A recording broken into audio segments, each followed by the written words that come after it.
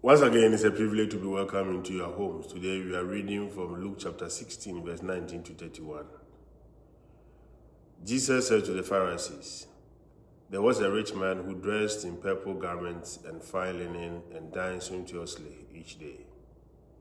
And lying at his door was a poor man named Lazarus, covered with sores, who would gladly have eaten his fill of the scraps that fell from the rich man's table.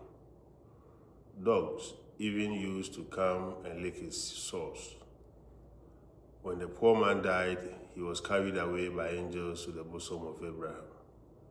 The rich man also died and was buried, and from the netherworld, where he was in torment, he raised his eyes and saw Abraham far off and Lazarus at his side. And he cried out, 'Father Abraham, have pity on me.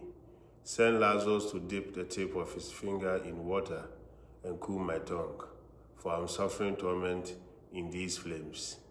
Abraham replied, 'My child, remember that you received what was good during your lifetime, while Lazarus likewise received what was bad. But now he is comforted here, whereas you are tormented. Moreover, between us and you, a great chasm is established to prevent anyone from crossing who might wish to go from our side to yours or from your side to ours.'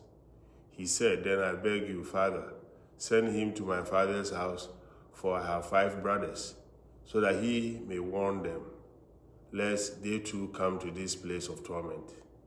But Abraham replied, 'They have Moses and the prophets.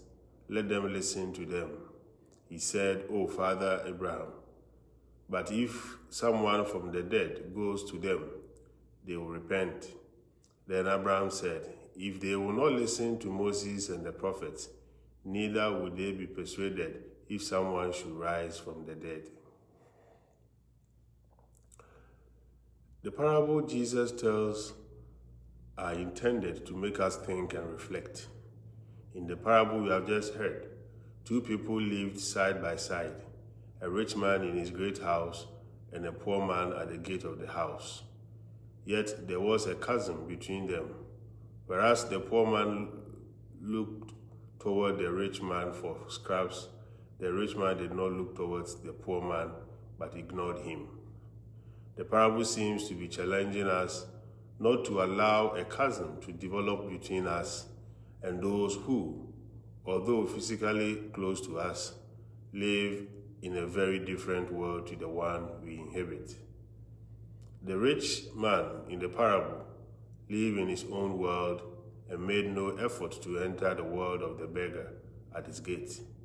We can also insulate ourselves in our own world. Dear friends, the parable challenges us to enter the world of other and to allow the other to enter our world. That, in a sense, is what Jesus did. He entered our world and invited us to enter his world. We can do the same for each other when we cross the threshold into the world of the other, into the world of those who are very different from us in all kinds of ways. We may discover that we not only have something to give the other, but a great deal to receive as well. Shalom. Peace.